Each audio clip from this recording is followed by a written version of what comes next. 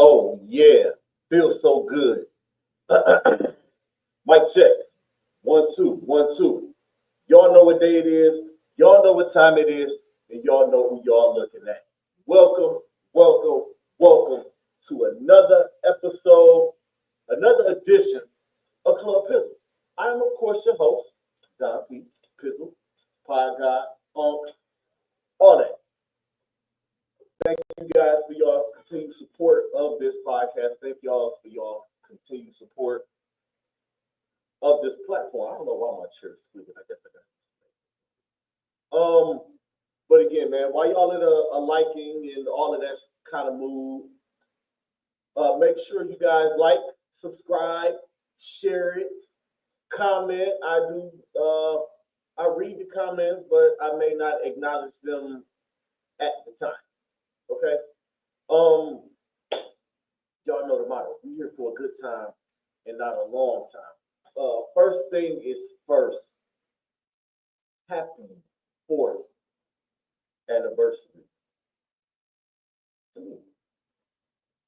This February the 2nd actually marked the 4-year anniversary of Club Pizzle. I started Club Pizzle in my basement at my old house. I was just sitting at home. I wasn't doing anything. This is right, like pandemic time.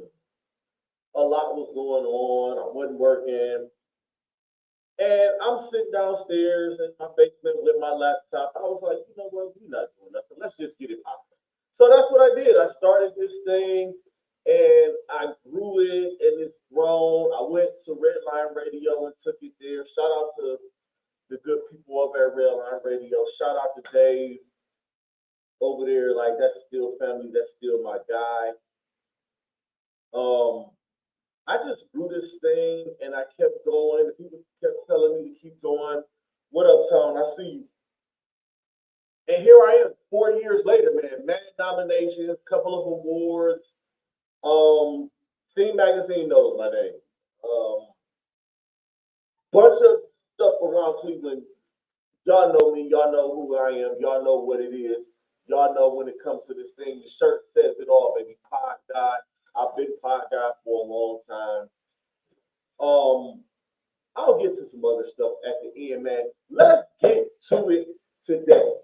Now, when I tell y'all that the pod gods really look out for the pod god and the pod gods really love me, on the week of my fourth anniversary doing this show, just so happens to fall the Super Bowl and the NBA trade deadline. And boy, did it deliver. I am going to start though. I'm gonna start off with the Cleveland Cavaliers. Now I had this whole thing all mapped out. I got my board, like my board. I did my board yesterday. I sat down here. I did some show prep. I had my board together. I was like, all right, I'm gonna talk about this. I'm gonna talk about this. And I'm gonna go like this. What happens every time I have everything structured? Things happen. The Cleveland Cavaliers, they did it. God, they did it. They made a move, a trade deadline move. It broke about 1 o'clock Eastern time. The Cleveland Cavaliers have acquired DeAndre Hunter from the Atlanta Hawks, giving up Karis LeVert, George Niang, 3 second-round picks, and 2 pick swaps. Now, DeAndre Hunter is a name that I threw out there. Cam Johnson was the top of my list, but DeAndre Hunter was up in there as the week rolled on. So I started seeing the name a little more. Oh, yeah, it'd be perfect here. Actually, is perfect here. Kobe Altman finally went out and brought in what the Cavaliers have been missing for the past 2.5 years. And that's a tall, 6'8" small forward slash wing guy that is 3 and D. Pause if it applies.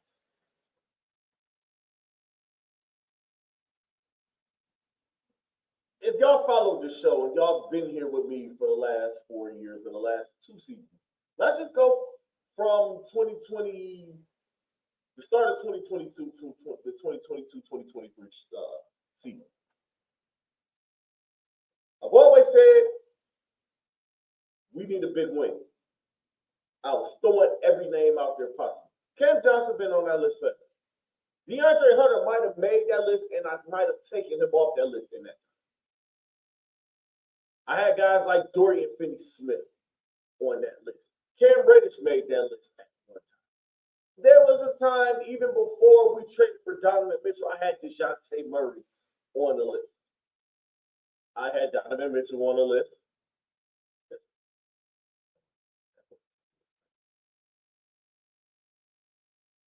But when I went off air last week, I'm looking, and it's like Cam Johnson's on the top of my list. So, and I'm thinking like Brooklyn's gonna want a bit of a haul. Brooklyn is gonna want first round picks we ain't got because we ain't got no picks, man. No way they're taking two. I'm looking at this trade, and I'm saying, no way the Brooklyn Nets take 3 number ones, means 3 number twos, 2 pick swaps, Karis LeVert, and George Niang for Cam Johnson. Wouldn't happen. Why? The salaries don't match. Cam Johnson is making 20-something million. Combined, LeVert and Niang are at about 17. Somewhere. And even if the salaries don't match all the way, it has to be within a certain percentage. It has to be within a certain dollar amount. But Kobe Altman got on the phone. If y'all look at this trade, this is a sticker. You get rid of Karis LeVert's expiring contract, which I've mentioned is going to look attractive to teams, especially a team that is looking to do a rebuild or a little bit of a mini rebuild where they can stockpile draft picks, stuff like that. And I started to zero in on DeAndre Hunter maybe Monday. I started thinking about it. What they do is straight up DeAndre Hunter for Karis LeVert swap. Because DeAndre Hunter, I believe we have him the rest of the season and then next season. And then he's up. That's free agent. I believe because he signed a deal in got a 4-year deal in 22. Yeah, so yeah, we got him until summer of 26. I said, would they do it straight up? Yeah. Salaries still don't match. Then I'm looking at the guys on the bench. I might have said George Niang's name may have been somebody that don't get too attached. He might be gone. I threw Tristan Thompson's name out there just because he's an old dude, just wasting salary on the bench. But all in all, we got the perfect. This move is the perfect move. As if you thought a team that is currently 41-10 and 6 games up, 6.5 games up, maybe 7, if this Dallas and Boston score keeps the way it is right now currently. It's 48-31, 49-31. My TV is too far back. I'm old, so brother really can't see like that. 6.5, 7 games. Lead. 3 games before the All-Star break, I'll get to. But you bring in this guy.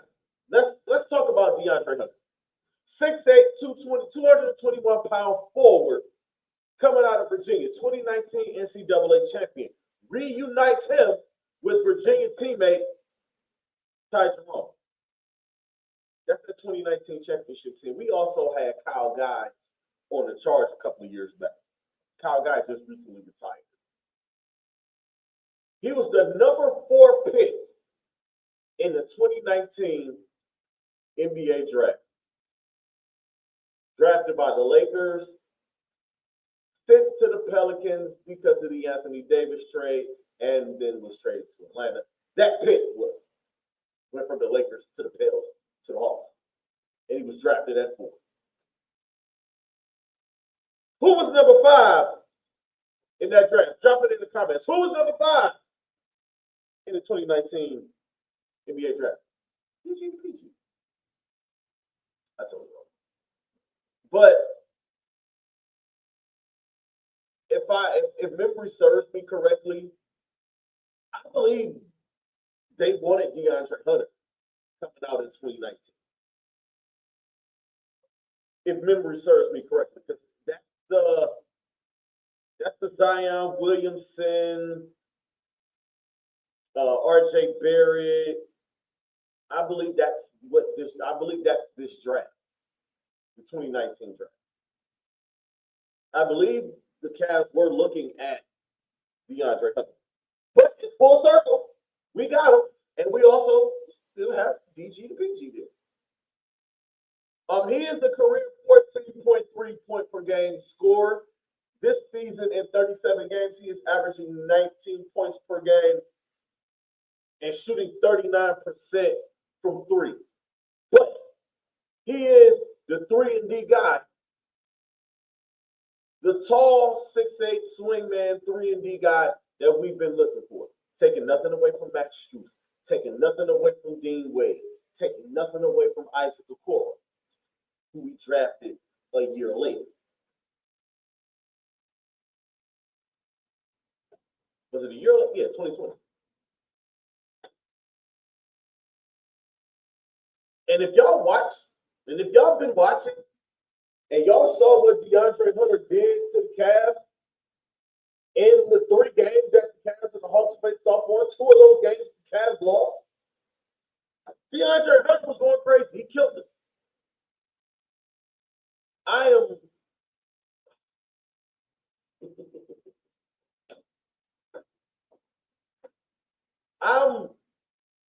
can't even say I'm speechless because I'm talking right now. And Dallas is beating the crap out of Boston. Thank you. More on Dallas a little later. But looking at this Cleveland Cavaliers team as constructed, as if, again, this team isn't 41-10 and got better. Look at this potential starting five. Because no guarantee Hunter's going to come in here to start at the beginning. Maybe he will, maybe he won't. That's up to Kenny Atkinson. I'm not expecting to see Hunter tomorrow in Washington, but I do expect to see him Monday at home in Rocket Mortgage Fieldhouse against the Minnesota Timberwolves. And I will be in the building. By the way, the Cavs broke my streak of games this year. We lost to Boston. I was there, and I wasn't happy about it, but the Detroit win last night made me feel a little bit better.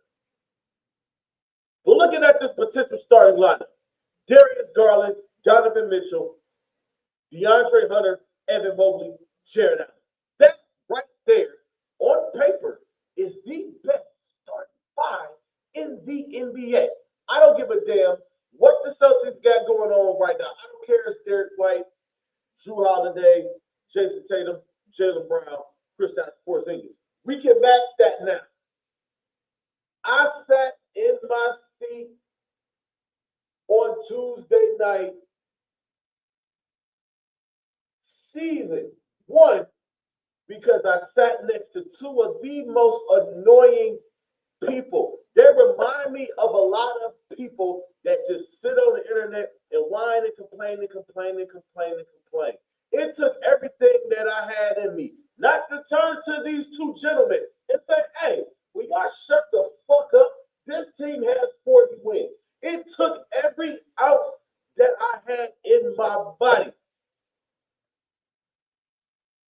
not to be like, yo, shut up.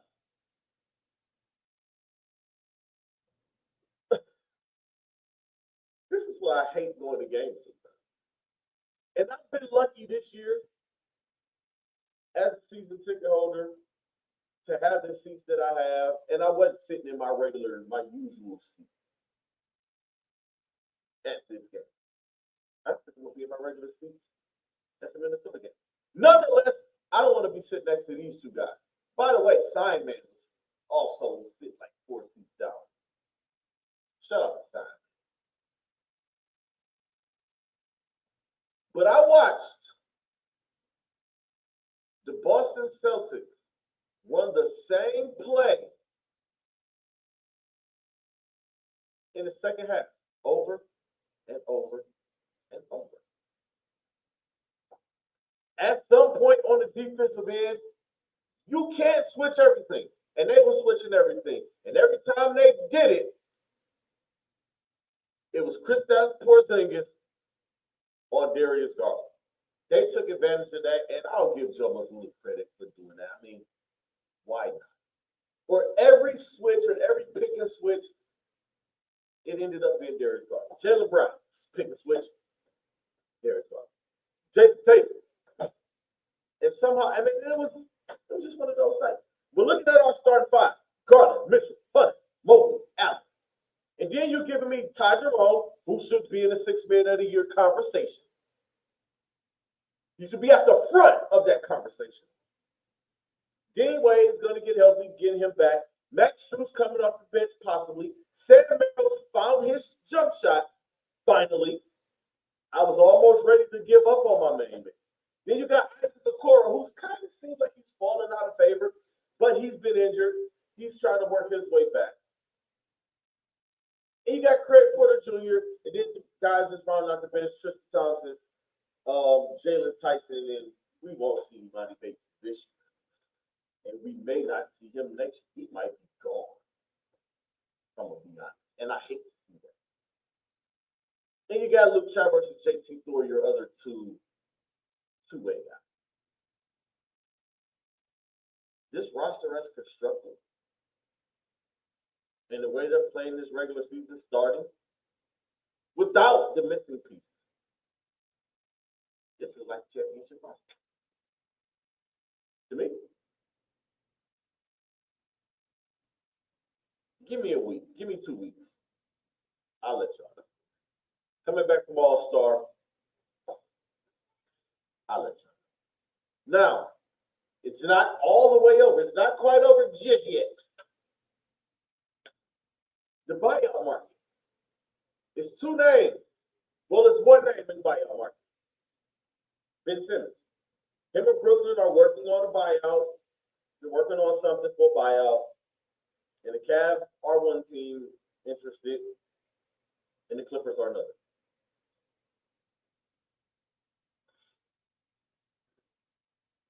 And I hear there's mutual interest. I haven't checked my phone, so I don't know if Ben has signed or not, or if he'll sign tonight. I doubt it. Nothing is broken. If it breaks, somebody please drop it in the comments. And there's another name. He was just traded, but cut. Daniel Tice. Get us one more big or one more tall guy.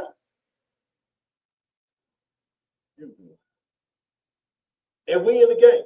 But I think right now, as constructed, we good. We could, like, having another big man, having one more extra big in there. Daniel Tice is a big body guy who can also go out and shoot threes, because you got to think about it. I watched the Celtics rebound the hell out of us.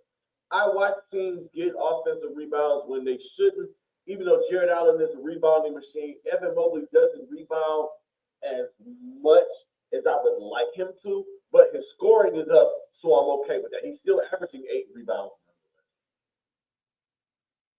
Max Strus doesn't rebound. DeAndre Hunter, he has 4. But they need more rebounding. Donovan had 10 rebounds.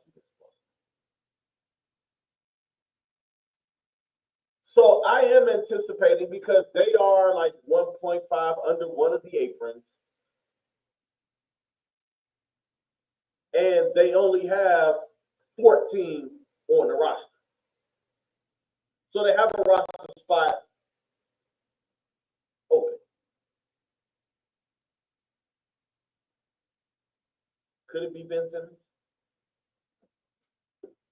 Possibly. Now, the whole Ben Simmons deal, I know how Cleveland, I'm not kicking y'all back in. I'll just say this.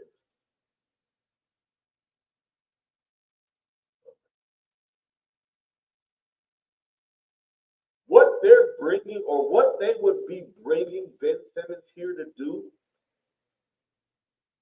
is perfect. This would be a low risk, high reward move. You're not bringing Ben Simmons in here to be what he was in his first few years in Philadelphia.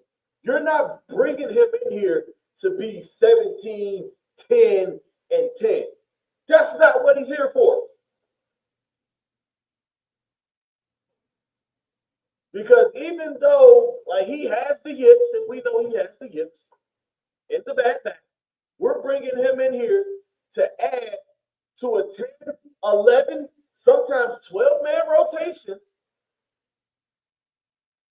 Come in 10, 15 minutes a game, play a little defense, get some rebounds. He can handle it off the rebound and distribute. That is what Ben Simmons has always been good at. Coming out of college, I never thought Ben Simmons would be a 25-point per game guy. It's just not in his DNA. He would give you 15 to 17 points. He's gonna get a bunch of rebounds, and he's gonna get a bunch of assists because he was a stat sheet stuffer.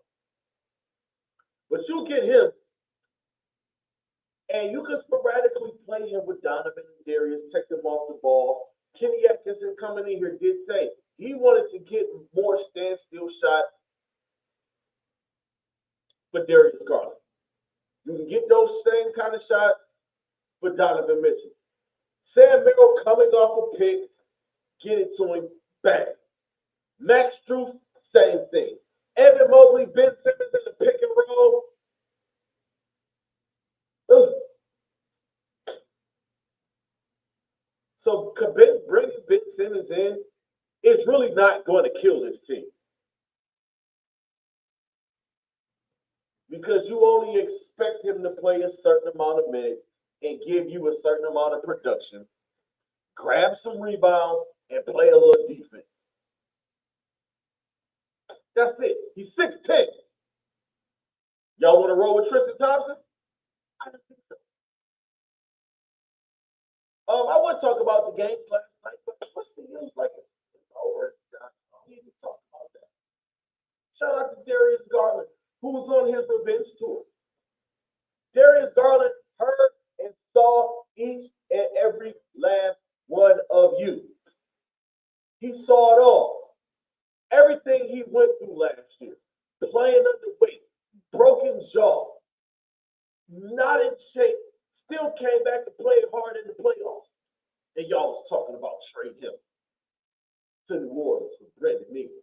How crusty are you guys? Disgusting. Absolutely disgusting. He heard it all. My man came back, got his weight back, and added 10 to it. And he's balling. All-star. 40, 50, 90. Close to it. Come on, man. Come on. Y'all owe Darius Garland an apology. But I know what it is. I know exactly what it is. He can play well for 10 games straight, have one bad game, and y'all pop up because that's what y'all do. But I'm going to leave that alone. Let's get to this trade deadline, man. A lot of stuff happened in this trade deadline. A lot of dominoes fell. We all thought that the Jimmy Butler trade was going to dominate the week and dominate the trade day. Oh, God, trade. Oh, dude. Rob Pelinka said, nah, we can't let them do that. So this is what we're going to do.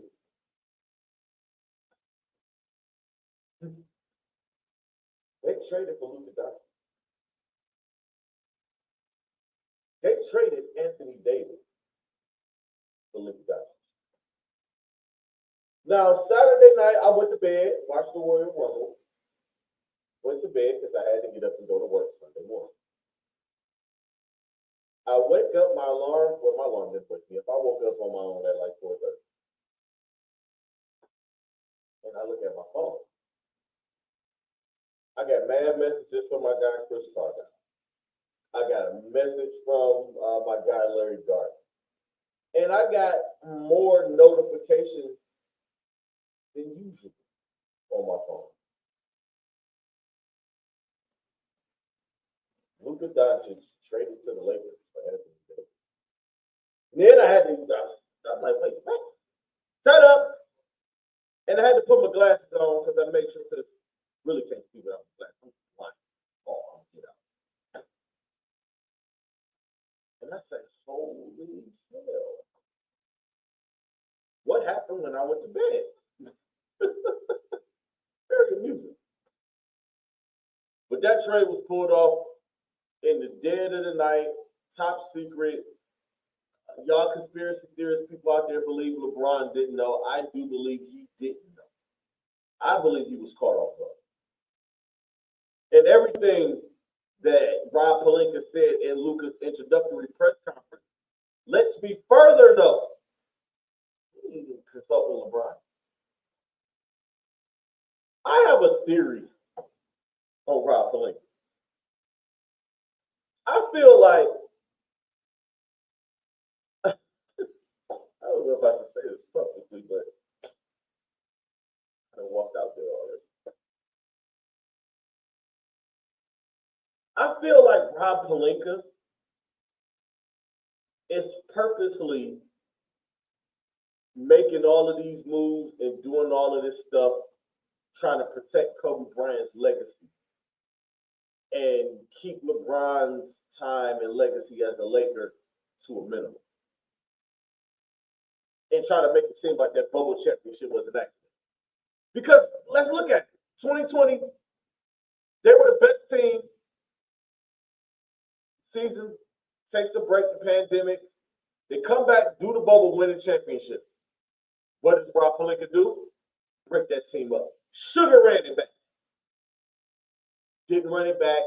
Bring a whole new team in there. And they get bounced. Fire Frank Vogel. Bring in Darvin Ham. Get to the conference finals with Darvin Ham. And then fire him a year later.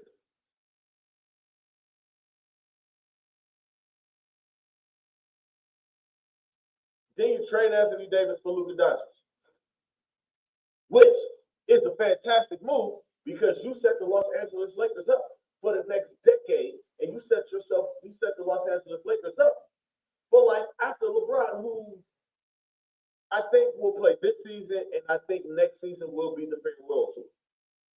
My humble opinion. So all LeBron has to show in what would be 8 years in Los Angeles is the bubble championship. First year was rocky. The second year was the bubble championship. Win the championship, trade for Anthony Davis, pushing Magic Johnson out of there. I don't think I'm far off here. I might be bugging, but maybe not. And then he goes to make that move for Mark Williams to get him from Charlotte, which is a hell of a move, which makes the Lakers cool. And I thought that was funny because Anthony Davis asked for a center. He said, I don't want to play. Oh, they could have made that deal while Anthony Davis was there. Instead, you trade him to Dallas where they got two young centers. I think, honestly, both of these teams win in this scenario. Other trades, Jimmy Butler is officially a part of the Golden State Warriors in a five-team deal, which seems to involve everybody, including myself. I got a text last night that said, "Hey, you've been traded to the Memphis Grizzlies." They ain't even in the deal.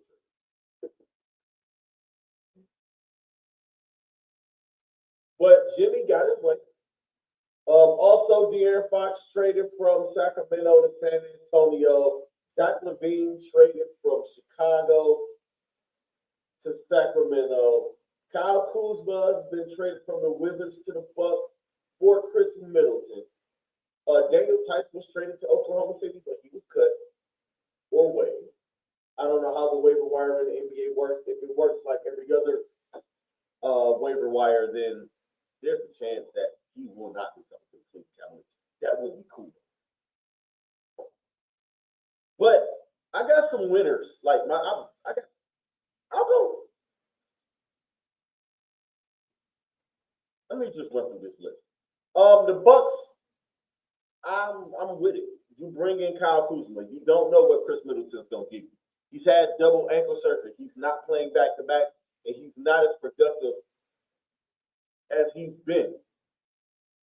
So you go out, you go get Kyle Kuzma, another 6'10" guy who can score. Won't play defense work. But I think that's a good move for them. You got Dame, you got Greek, you got Bobby Portis. You bring some young energy in there. I'm with that. The Golden State Warriors getting Jimmy Butler. Their window is slowly closing. Draymond, Steph are still the cornerstones over there. You still kept Jonathan Kuminga and a bunch of other guys. So this team, they're set up to make one final push, a final playoff push, and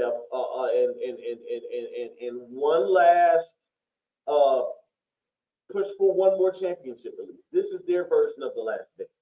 The Toronto Raptors.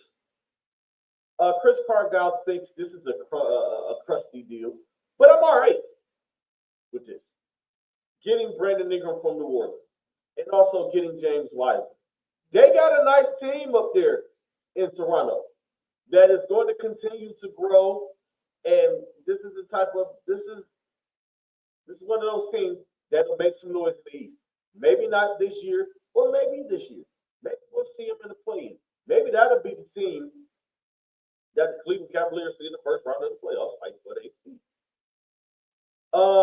The Dallas and the Mavericks and the Lakers both win. Dallas in the short term, you bring in Anthony Davis, who is still in his prime. You put him with Kyrie Irving. You put him with Klay Thompson. You also have guys like Spencer Dinwiddie, who is a veteran. And you also have Derek Lively and Daniel Gafford and PJ Washington. That is a nice core. That is a nice team.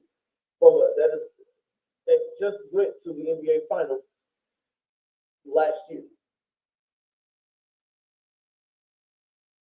And the Lakers get a 25-year-old global super megastar. The Lakers did what the Cavs didn't do twice, and what the Miami Heat didn't do, and that's prepare for life after LeBron.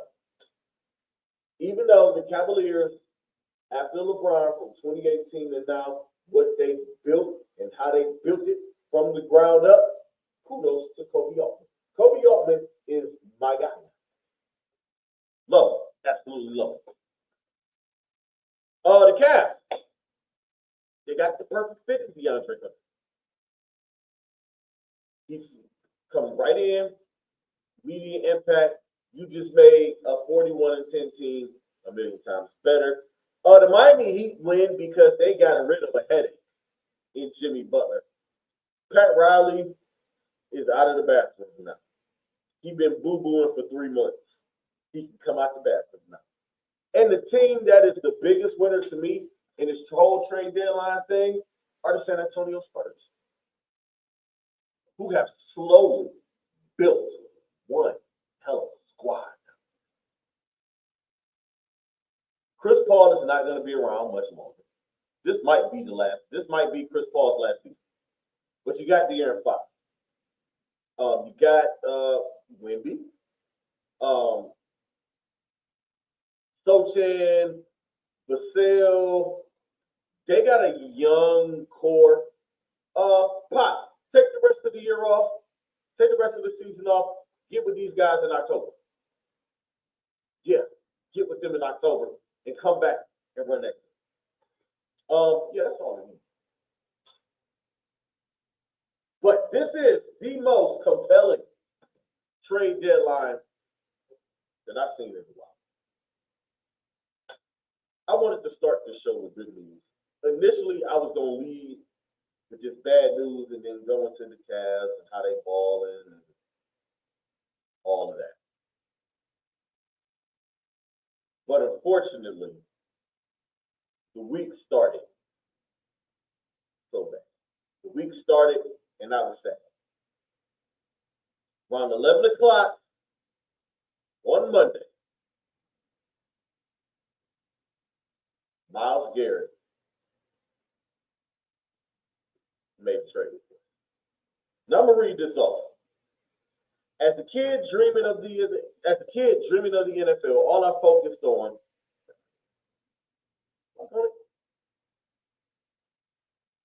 As a kid dreaming of the NFL, all I focused on was the ultimate goal of winning the Super Bowl. And that goal fuels me today more than ever.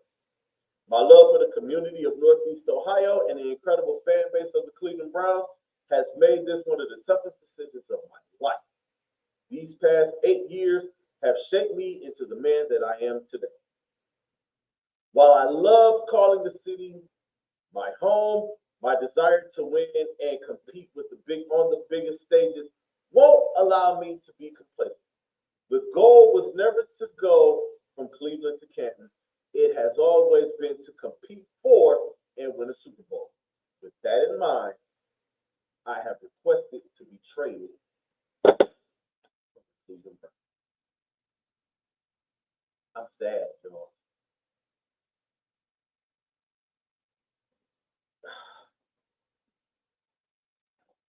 Miles. I've been trying to figure out how I want to approach this, and I've been stuck here. I am okay with this. I don't blame him. He did what Joe Thomas either was afraid to do or just didn't do. And that was ask out. Say, I don't want to be here anymore. I mean, what can you do? But Andrew Berry, look at me. He took out my glasses. Andrew Berry, it's stick-up time. It's stick-up time. This is a 29-year-old defensive player of the year, possibly 2-time defensive player of the year, about to enter his prime. I'm not picking up the phone unless I'm getting at least 3 first-round picks, a couple twos, and maybe another player. But Andrew Berry said he's not taking the ball. They're standing on it. Hopefully this thing is resolved. Miles did get on Rich Eisen and double down and say he wants to be traded. That hurts so bad. And this is Andrew Berry, and this is Jimmy Haslam, and this is Paul DePotesta. It's them. This is all on them.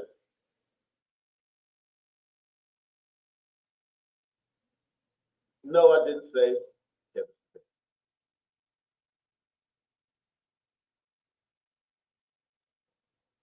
because it's not on Kev. Kev is a two-time coach of the year. Kev has turned chicken shit into chicken salad twice. He pulled a quarterback off the couch on thing. He pulled a quarterback out of Thanksgiving dinner and he led us to the playoffs. Kevin Stefanski didn't want Deshaun Watson. Jimmy Haslam and Andrew Berry did. That's another story for another day. I don't want to be sitting here in February talking about the Cleveland Browns, who have been eliminated from playoff contention since October, and the Cavaliers are 41-10 and beating ass. I don't want to talk about the Browns. I've really been contemplating on taking a sabbatical from the Cleveland Browns. Just a year. I feel like I need a year off from the Cleveland Browns.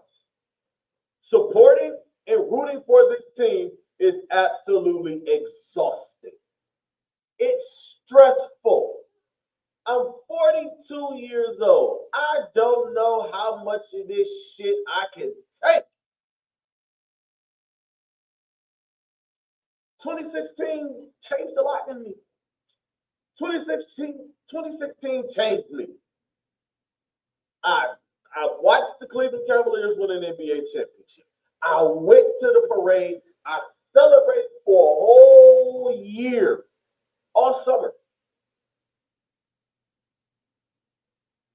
And then I had to watch the Cleveland Browns go 0-16. And then I watched them build something. I watched them bring in Odell Beckham Jr. and thinking things were going to change, and it didn't. He fell out of favor. I watched them let Baker Mayfield go for a guy that had 20-plus civil lawsuits on him, and it didn't work out. And Baker Mayfield has currently taken his new team, the Tampa Bay Buccaneers, to the playoffs twice.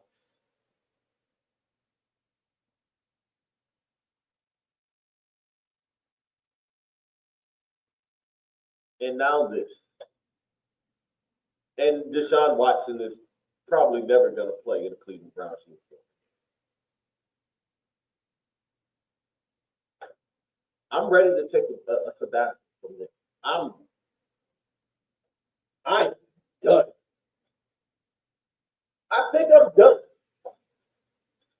As of February 6, 2025, I'm ready to take a sabbatical.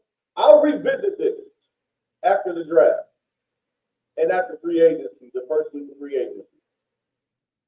But I feel like me and the Cleveland Browns need a break. Love them, but sometimes you gotta let it go. If you love something, you let it go. It comes back. Enjoy. Before I get out of here, we almost forgot that it was Super Bowl Sunday. Boy, was the NBA sitting back on Christmas Day and saying, "Oh, I can't wait to get my lick back." And lo and behold, the NBA got up on Rob Pelinka and Nico, whatever his name is. They was decided on Saturday night to say, let's pull this receipt. And boy, has the NBA given the NFL one hell of a receipt. Are y'all gonna do Netflix on Christmas Day, on the day that the NBA has dominated for 50 years? Watch this. Move over, AB. What a receipt! It would surprise me if Adam Silver didn't call all his GMs and say, "Hey, y'all know what to do." But it is Super Bowl week, Super Bowl 59. The Kansas City Chiefs and the Philadelphia Eagles this Sunday, 6:30.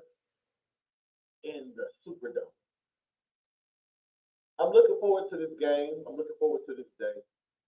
I'm looking forward to Kendrick Lamar's halftime show. I'm telling y'all, this halftime show is going to be one for the ages. Kendrick Lamar is 100% doing not like us, especially after it winning 5 Grammys. You cannot not do your five Grammy Award winning song on the biggest stage in the world. That's what we're here for. I'm here for it. He gonna come out. It's gonna be HBCU style. I don't know all of this stuff. I'm just throwing this out here because this is how I feel it should go. Southern and Grambling are right down the street from New Orleans. HBCU style.